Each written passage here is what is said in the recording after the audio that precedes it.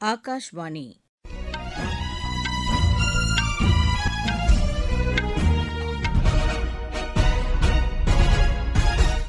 செய்திகள் வாசிப்பவர் ஜமீர் அக்தர். தலைப்புச் செய்திகள். வளர்ச்சியடைந்த நாடாக இந்தியா உருவெடுப்பதற்கு அறிவியல் முக்கிய பங்கு வகிப்பதாக குடியரசு துணைத் தலைவர் திரு சி பி ராதாகிருஷ்ணன் தெரிவித்துள்ளார். எல்லைப் பகுதிகளில் ஊடுருவலை தடுக்கும் வகையில் பாதுகாப்பு வலுப்படுத்தப்பட்டு வருவதாக உள்துறை அமைச்சர் திரு அமித் ஷா கூறியுள்ளார். போக்குவரத்து துறையின் மேம்பாட்டிற்கு மாற்று எரிபொருள் மற்றும் நவீன தொழில்நுட்பத்தின் அவசியம் குறித்து மத்திய அமைச்சர் திரு நிதின் கட்கரி வலியுறுத்தியுள்ளார். சீனாவின் ஜின்ஜியாங் நகரில் உள்ள காலனி உற்பத்தி தொழிற்சாலையில் ஏற்பட்ட தீ விபத்தில் 28 பேர் உயிரிழந்துள்ளனர். அருணாச்சல பிரதேசம், அசாம், மேகாலயா உள்ளிட்ட பல்வேறு பகுதிகளில் இன்று கன முதல் அதி கனமழைக்கு வாய்ப்புள்ளதாக வானிலை ஆய்வு மையம் தெரிவித்துள்ளது. இனி விரிவான செய்திகள். வளர்ச்சியடைந்த நாடாக இந்தியா உருவெடுப்பதற்கு அறிவியல் முக்கிய பங்கு வகிப்பதாக குடியரசு துணைத் தலைவர் திரு சி பி ராதாகிருஷ்ணன் தெரிவித்துள்ளார். புவனேஸ்வரில் தேசிய அறிவியல் மற்றும் ஆராய்ச்சி கல்வி நிறுவனத்தின் 15வது பட்டமளிப்பு விழாவில் உரையாற்றிய அவர் இதனை தெரிவித்தார்.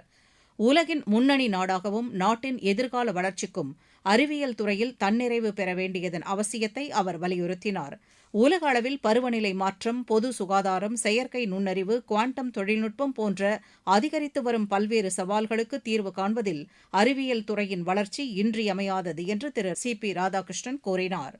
எல்லை பாதுகாப்பு, எல்லைப் பகுதிகளை ஒட்டியுள்ள பகுதிகளின் மேம்பாடு, கண்காணிப்பு நடவடிக்கைகள் ஆகியவற்றை ஒன்றிணைந்து மேற்கொள்வதன் மூலம் உள்நாட்டு பாதுகாப்பை உறுதி செய்ய முடியும் என்று உள்துறை அமைச்சர் திரு அமித் ஷா தெரிவித்துள்ளார்.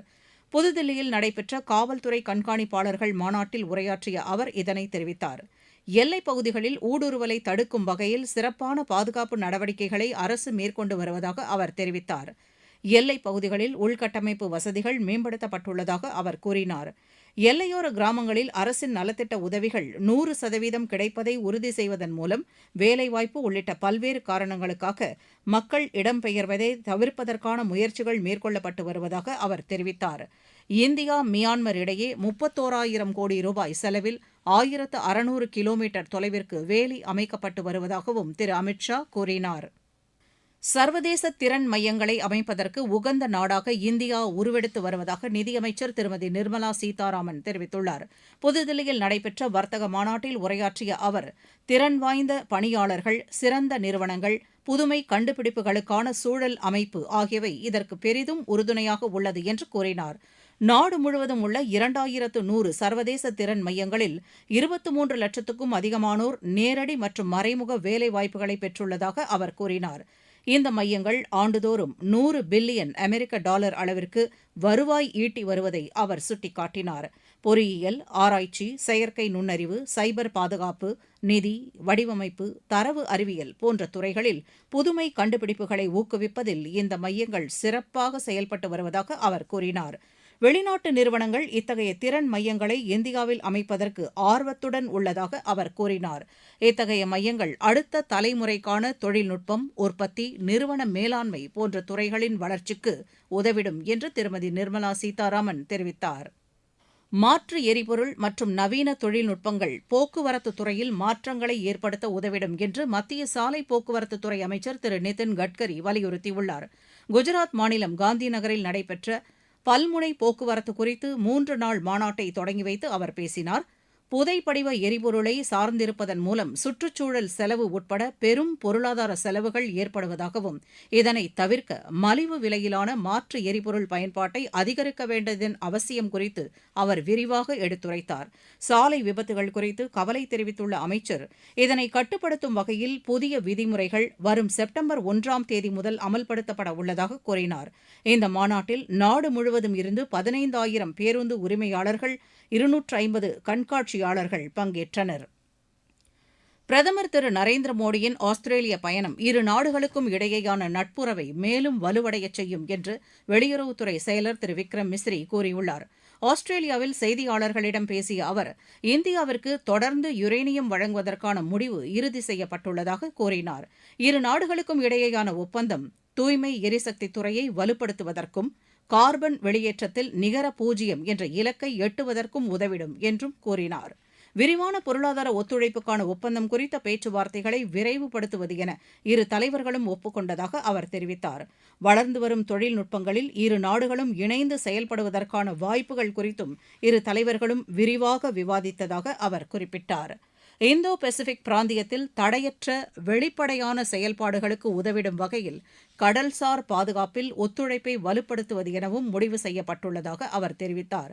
பேரிடர் மீட்பு, பயங்கரவாதத்திற்கு எதிரான நடவடிக்கைகள் உட்பட பிராந்திய அளவிலான ஒத்துழைப்பிற்கு குவாட் அமைப்பின் செயல்பாடுகள் முக்கியத்துவம் வாய்ந்தது என இரு நாடுகளும் கருதுவதாக அவர் கூறினார்.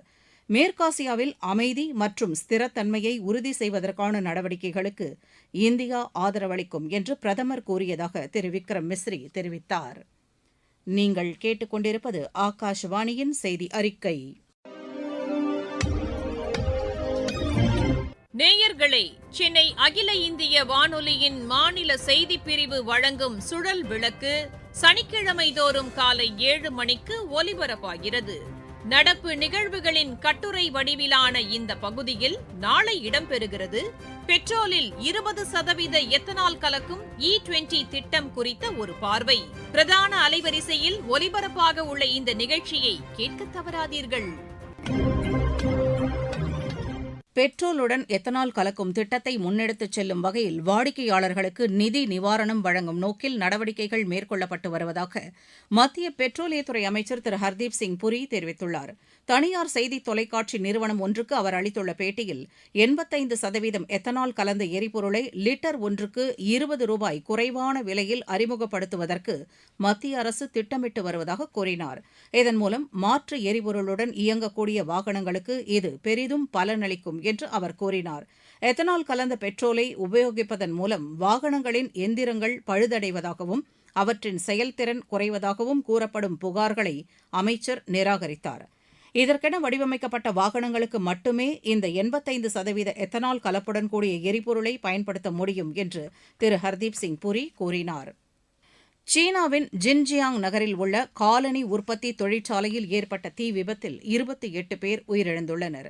இந்த சம்பவம் தொடர்பாக அந்நாட்டு அவசரகால மேலாண்மை அமைச்சகம் வெளியிட்டுள்ள அறிக்கையில் நேற்று நண்பகல் இந்த தீ விபத்து ஏற்பட்டதாக தெரிவிக்கப்பட்டுள்ளது. சம்பவ இடத்தில் மீட்பு மற்றும் நிவாரண நடவடிக்கைகள் மேற்கொள்ளப்பட்டு வருவதாக அந்நாட்டு அரசு கூறியுள்ளது. இந்த விபத்துக்கான காரணங்களை கண்டறிந்து அதற்கு காரணமானவர்கள் மீது உரிய நடவடிக்கை எடுக்குமாறு அந்நாட்டு அதிபர் திரு ஜி ஜின்பிங் அதிகாரிகளுக்கு அறிவுறுத்தியுள்ளார். நாடு முழுவதும் தென்மேற்கு பருவமழை தீவிரமடைந்து வரும் நிலையில் அருணாச்சல பிரதேசம், அஸ்ஸாம், மேகாலயா உள்ளிட்ட பல்வேறு பகுதிகளில் இன்று கன முதல் அதி கனமழைக்கு வாய்ப்புள்ளதாக வானிலை ஆய்வு மையம் தெரிவித்துள்ளது. சிக்கிம், உத்தரப்பிரதேசம், மேற்கு வங்கம் உள்ளிட்ட மாநிலங்களின் ஒரு சில இடங்களில் கனமழைக்கு வாய்ப்புள்ளதாக அந்த மையம் கூறியுள்ளது. தில்லி, ஹரியானா, சண்டிகர், ஹிமாச்சல பிரதேசம், பீகார் உள்ளிட்ட பல்வேறு பகுதிகளில் அடுத்த 4 நாட்களுக்கு கனமழை நீடிக்கும் என்று அந்த மையம் தெரிவித்துள்ளது.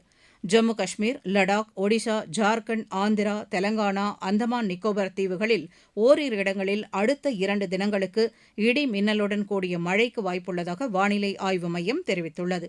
இதனிடையே கேரளத்தில் கோழிக்கோடு, வயநாடு, மலப்புரம் ஆகிய மாவட்டங்களின் ஓரிரு இடங்களில் அதி கனமழை பெய்யக்கூடும் என்று வானிலை மையம் கூறியுள்ளது. இந்தியா, இங்கிலாந்து அணிகளுக்கு இடையேயான மகளிர் டெஸ்ட் கிரிக்கெட் போட்டி இன்று நடைபெறுகிறது. லண்டனில் நடைபெறும் இப்போட்டி இந்திய நேரப்படி பிற்பகல் மணி 3:30க்கு தொடங்குகிறது. 23 வயதிற்கு உட்பட்டோருக்கான ஆசிய தடகள சாம்பியன் போட்டியில் இந்தியா ஒரு தங்கம், ஒரு வெள்ளி, 3 வெண்கலப் பதக்கங்களை வென்றுள்ளது. சீனாவின் ஆர்டர்ஸில் நடைபெற்று வரும் இப்போட்டியின் கலப்பு 1600 மீட்டர் தொடர் ஓட்டத்தில் இந்தியாவின் அஸ்திக் பிரதான், சந்திரமோல் சாபு, சேத்து மிஸ்ரா, ஸ்ரவானி சாங்கல் அணி தங்கப்பதக்கம் வென்றது. ஆடவர் 5000 மீட்டர் ஓட்டத்தில் சிவாஜி பரசுராம் வெள்ளிப் பதக்கமும் வினோத் சிங் வெண்கலப் பதக்கமும் வென்றனர்.